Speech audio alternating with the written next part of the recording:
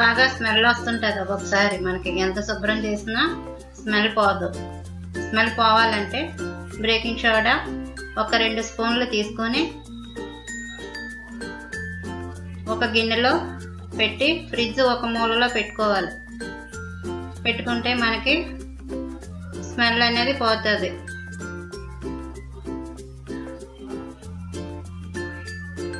Second tip, oven శుభ్రం చేయాలంటే ఒక గిన్నెలో నీళ్ళు తీసుకొని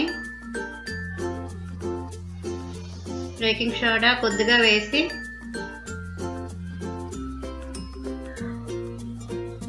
ఓవెన్లో 2-3 నిమిషాలు ఆన్ చేసి పెట్టాలి.